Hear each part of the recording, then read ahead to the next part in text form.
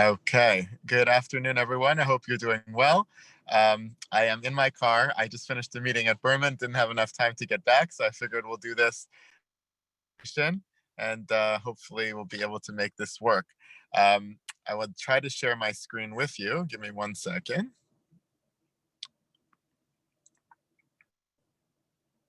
All right, hopefully you can see that. So in the second aliyah of this parsha of Lech Lecha, we see the aftermath of Avram's journey to Mitzrayim. Avram, of course, in previous aliyah, leaves to be able to survive through the famine, and he has to lie about his wife Sarah and say it's his sister, so that the Egyptians don't take revenge against him. And eventually, she's taken by Paro. Paro and his household are afflicted by Hashem, and then eventually kick them out of the country and ask them to leave. But on the way back to Israel, something interesting happens. The pasuk says, "Vayelech lemasa'av minegev va'ad Beit El ad hamakom asher hayasham ohalo batchila."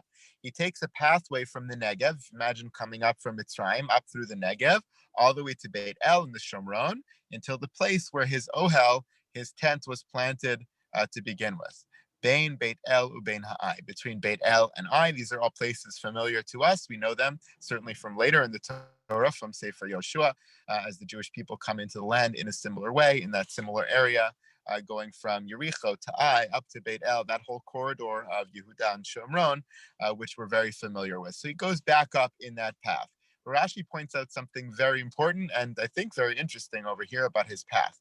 It says, Vayelech lemasav. Rashi says, "Keshechazar miMitzrayim leEretz Canaan, hayaholech vilan ba'achsanyo shalan bahem b'halichaso leMitzrayim."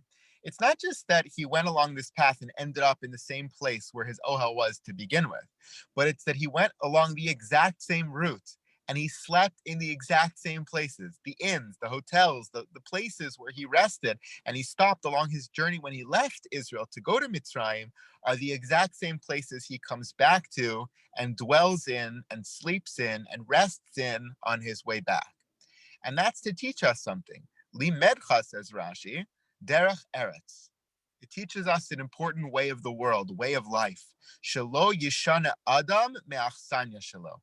A person should never change from their achsanya, from their dwelling place, from their resting place. Fascinating Rashi. I think it actually says quite a bit about the nature of the way that we live and some things that we should think about and keep in mind. We often go through different patterns of life, and we revert back to old patterns that we thought we had left once upon a time. And sometimes that's not a good thing. Sometimes we revert back to patterns that are not so good, not so healthy, not so important for us.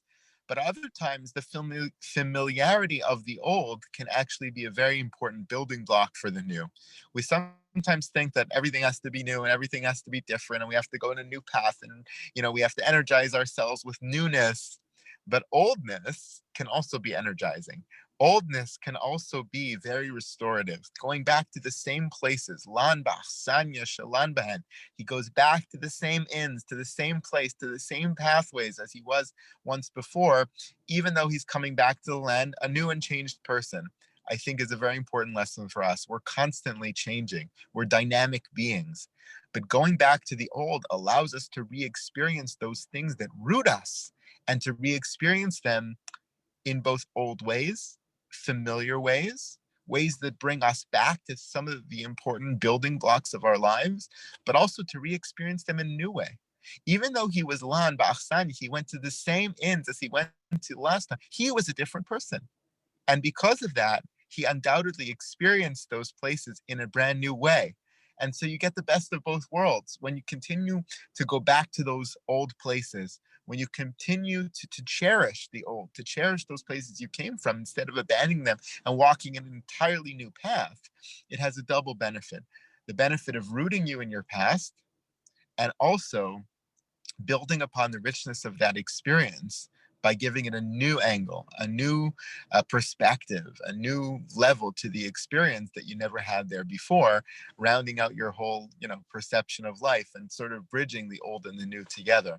Instead of only sticking to the old or only sticking to the new, by revisiting the old at later stages of life, we actually get to experience it in an entirely new way, building an even deeper experience for all of us. Hopefully something we can emulate from Avram Avinu, and think about in various ways, perhaps not in the physical sense of going to the same hotels. You may like, the Marriott on I-95, but that's not necessarily what Rashi or the Gemara in Eruvin, which he's quoting from, are intending to tell us. It's not just about the achsanyas, not just about the inns. It's about generally behaviors in life, pathways in life, experiences in life that we have, and perhaps thinking about old experiences in new ways. Thank you all so much, and hope you have a wonderful day.